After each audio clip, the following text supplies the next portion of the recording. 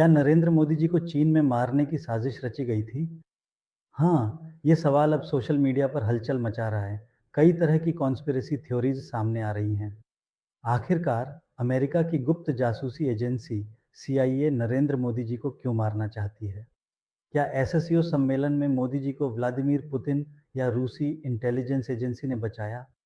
चीन में SCO summit चल रही थी, तभी अचानक रूसी राष्ट्रपति नरेंद्र मोदी जी को अपनी पर्सनल लिमोजिन में बैठाकर लगभग 45 मिनट तक किसी को पता न चले। ऐसे में बात करने का कारण क्या था? अमेरिकन डीप स्टेट ने मोदी जी को खत्म करने की योजना बनाई थी। कौन है ये लोग जो डॉलर के लिए, दुनिया में प्रभुत्व के लिए किसी भी देश के प्रधानमंत्री या राष्ट्रपति की हत्या कर सकते हैं, सरकारों को गिरा सकते हैं? यह है अमेरिका की गुप्त खुफिया व्यवस्था। क्या आपको यह कोई साजिश सिद्धांत लग रहा है? तो इतिहास को देखिए। डॉलर के खिलाफ खड़े होने वालों को अतीत में सीआईए ने कैसे और किसे निशाना बनाया, अगर आप देखेंगे तो समझ आएगा। इसके पीछे छुपा हुआ भयानक सच आपको समझ में आएगा। ढाका के एक होटल के कमरे नंबर 808 में हुई हत्या से शुरू करते हुए डॉलर के लिए लड़े गए वैश्विक युद्धों के इतिहास को विस्तार से देखते हैं। कहीं भी स्किप किए बिना वीडियो को ध्यान से देखिए। हमारे प्रधानमंत्री को रूसी राष्ट्रपति व्लादिमीर पुतिन ने अपनी प्राइवेट कार में 45 मिनट तक क्यों ले गए थे? पुतिन द्वारा दिया गया एकमात्र हिंट क्या मोदी की जान बचा पाया? यहीं से असली ट्विस्ट शुरू हुआ। ठीक उसी दिन ढाका के एक लग्जरी होटल के कमरे नंबर 808 में एक पूर्व सीआईए एजेंट संदिग्ध परिस्थितियों में क्यों मरा?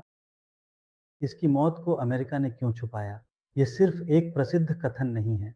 डॉलर के वर्चस्व के खिलाफ बगावत करने के कारण देश के लिए डीप स्टेट से लड़े मोदी जी को समझने की योजना बनाई गई। क्या अमेरिकी डीप स्टेट वाकई मोदी जी की जान के पीछे आएगी? असल में इस योजना और ढाका में हुई हत्या का रूस से क्या संबंध है, ये सब जानेंगे।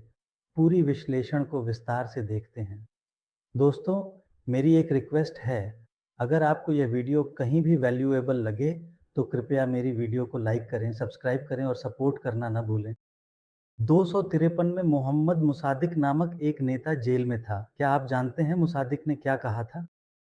तेल निकालने वाली सभी गोरी कंपनियों से उन्होंने कहा कि अपना बोरिया बिस्तर समेटो और यहाँ से निकल जाओ, और उन्होंने तेल का राष्ट्रीयकरण कर दिया। कट टू, क्या हुआ? मोहम्मद मुसादिक को जेल में डालकर मार डाला गया। अब लीबिया में क्या हुआ? 2011 में गद्दाफी ने डॉलर के बजाय पूरे अफ्रीका में सोने के बदले व्यापार करने का प्रस्ताव रखा। इसके बाद उनकी हत्या कर दी गई। अब सद्दाम हुसैन ने इराक में 2003 में तेल व्यापार को डॉलर के बजाय इराकी दिनार में करने का फैसला किया। अमेरिका ने हमला करके उसे फांसी पर चढ़ा दिया। अब तक हमने जिन सभी बातों के बारे में चर्चा की, उनमें एक सामान्य बिंदु यह है कि ये सभी नेता तेल मुद्रा और स्वदेशी नीतियों के मामले में अमेरिका के हितों के खिलाफ खड़े हुए। बांग्लादेश देश को स्वतंत्रता दिलाने वाले एक महान व्यक्ति की बेटी, जो खुद भी बहुत बड़ी हस्ती थीं, उन्हें भी बिना किसी परवाह के देश से निकाल दिया गया। जानते हैं क्यों? सेंट मार्टिन द्वीप नहीं देने के गुस्से में उन्होंने अमेरिका के खिलाफ बहुत मजबूती से खड़े हुए, ऐसा कहा जाता है। इसी वजह से रूस में कई बार गुस्से में योजनाएं बनाई गईं। यहाँ हमारे बीच भी बहुत लोग ऐसे नहीं हैं जिन्हें इसकी गंभीरता का अंदाजा हो। कुछ लोग ऐसे बात कर रहे हैं जैसे कि सीआईए मोदी जी को मारने वाली बात ही नहीं है, या सीआईए बहुत अच्छी संस्था है। लेकिन सीआईए कोई पवित्र संस्था नहीं है। सीआईए का इतिहास खून से लिखा गया है। किसी देश की सरकार को गिराना सीआईए की खासियत रही है। अब तक जिन नेताओं के बारे में हमने बात की, वे जो कुछ भी किए, वही सब नरेंद्र मोदी जी ने भी कर दिखाया। मोदी जी ब्रिक्स के साथ मिलकर डॉलर के बजाय रूस के साथ व्यापार कर रहे हैं। डॉलर से व्यापार करना, रुपए से व्यापार करना, ऐसा कह रहे हैं। पहला बिंदु, स्वदेशी मूवमेंट की बात कर रहे हैं। आत्मनिर्भर भारत की बात कर रहे हैं, यानी विदेशी वस्तुएं ना इस्तेमाल करें, भारत में ही वस्तुएं बनाइए, मेड इन इंडिया की बात कर रहे हैं। सेमीकंडक्टर चिप्स की बात कर रहे हैं, घर में ही सॉफ्टवेयर बनाइए, ऐसा कह रहे हैं। तो ये सारी बातें अमेरिका को पसंद नहीं है। अगला बिंदु नंबर 2, अमेरिका कितना भी मना करे, फिर भी रूस के नेताओं के साथ संबंध रख रहे हैं। यूक्रेन युद्ध से पहले हम रूस से केवल 5% तेल ही खरीदते थे, लेकिन अब हम 40% तेल वहीं से खरीद रहे हैं। यह नाटो को पसंद नहीं है, अमेरिका को पसंद नहीं है, डीप स्टेट को पसंद नहीं है, सीआईए को भी पसंद नहीं है। अगला बिंदु नंबर 3, 1953 में ग्वाटेमाला देश में अमेरिकन फूड कंपनी नाम की एक कंपनी थी। इस कंपनी के पास बहुत सारी ज़मीन थी। उस देश के नेता ने उस ज़मीन का राष्ट्रीयकरण करके जनता में बाँट दिया, ऐसा कहकर उस सरकार को गिरा दिया गया। ये सब सीआईए ने 1953 में किया था। लेकिन अब मोदी जी भारत में अमेरिकी कृषि कंपनियों को आने नहीं दे रहे हैं। डोनाल्ड ट्रंप को भी अमेरिकी उत्पादों पर ज़्यादा पसंद नहीं है। बात यह है कि मोदी जी को सत्ता से हटाने के लिए या मोदी जी को मारने के लिए सीआईए के पास सारे कारण हैं। हो सकता है कि सीआईए ने मोदी जी को मारने की योजना बनाई हो। उस एंगल से एक बार सोचिए। और अगर और भी आसान शब्दों में कहें तो आने वाली 20 तारीख को मलेशिया के कुआलालंपुर में एशियन सम्मेलन है। इस सम्मेलन में मोदी जी नहीं जा रहे हैं।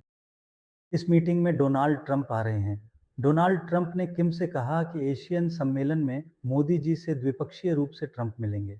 शायद या तो इस मीटिंग में ट्रंप हमारे साथ टाइटल करेंगे, हालांकि 50% या 15% के आसपास कम करने वाले हैं।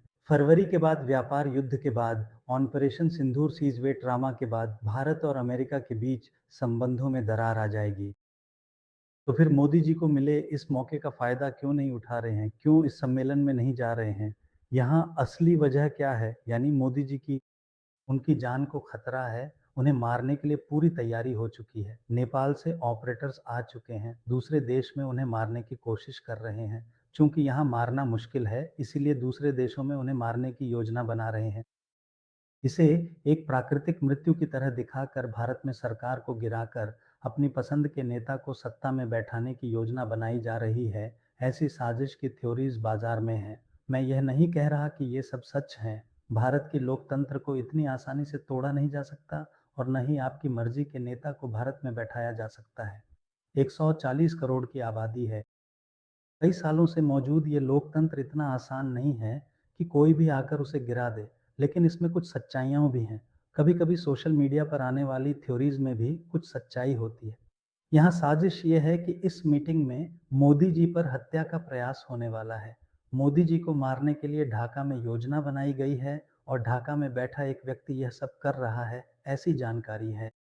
मोदी जी को या भारत की बाहरी खुफिया एजेंसी को यह जानकारी दी गई थी।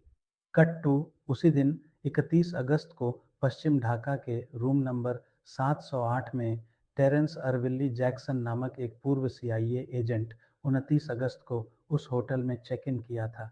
उसके बाद 30 अगस्त को यानी अगले ही दिन वह संदिग्ध परिस्थितियों में मृत पाया गया। इसकी मौत को नेचुरल डेथ केस कहकर खारिज कर दिया गया। कहा जाता है कि उसकी बॉडी का पोस्टमार्टम भी नहीं किया गया। ये जैक्सन नामक व्यक्ति अमेरिकी स्पेशल फोर्सेस में 20 साल तक काम कर चुका था। उसने अमेरिकी सीआईए में भी काम किया था। उसने एशिया, साउथ एशिया, शायद मिडिल ईस्ट में जासूसी से जुड़े कई ऑपरेशंस पहले ही किए थे।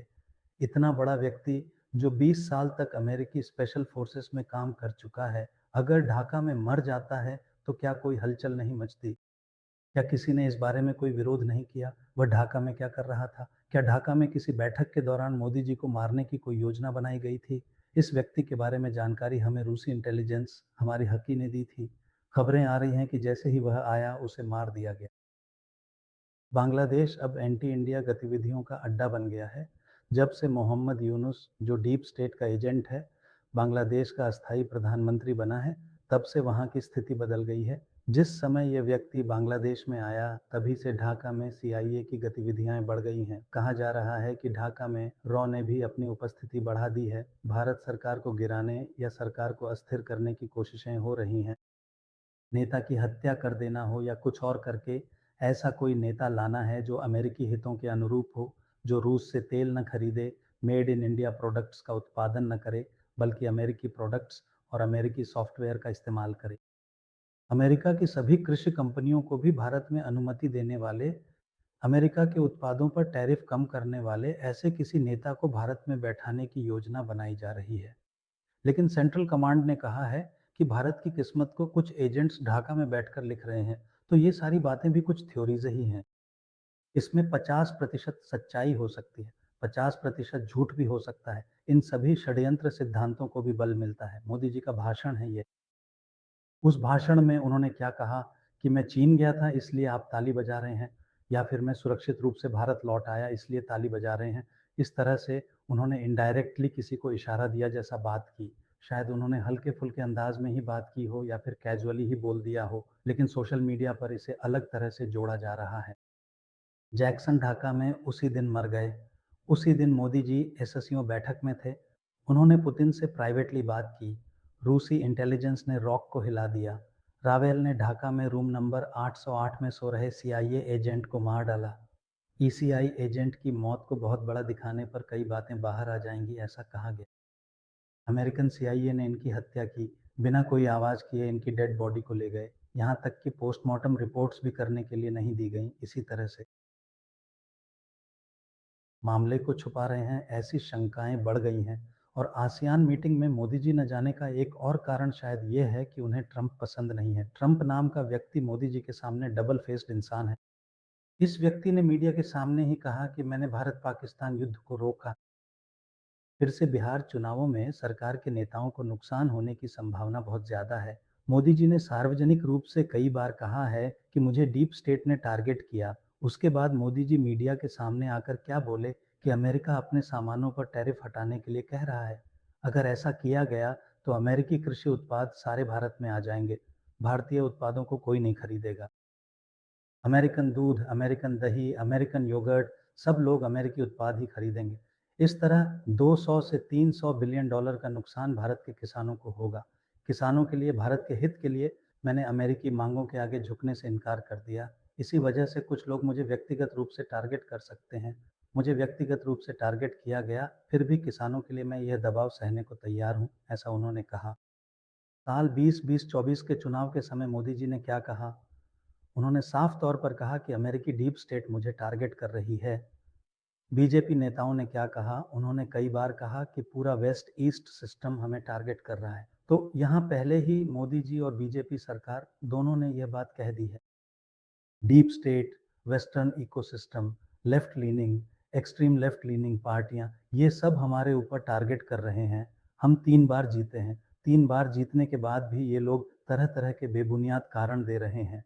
हमें सत्ता से हटाने के लिए, लोकतंत्र पर से भरोसा हटाने के लिए ये सब कर रहे हैं। ऐसा सीधा सीधा इन्होंने अमेरिकी डीप स्टेट का इशारा दिया है। कभी कभी सोशल मीडिया पर वायरल होने वाली खबरों में भी कुछ सच्चाई होती है। मैंने जो भी पॉइंट्स बताए हैं, क्या उन सब के पास सबूत हैं? तो मैं जो भी वीडियो बनाता हूँ उसमें सबूत ज़रूर देता हूँ। अगर इस वीडियो में सबूत नहीं है तो आपको जो पता है, जो समझ में आया है, उसे कमेंट के रूप में बताइए। अगर कंटेंट पसंद आया हो तो वीडियो को लाइक कीजिए, चैनल को सब्सक्राइब कीजिए और सबके साथ शेयर कीजिए। जय हिंद।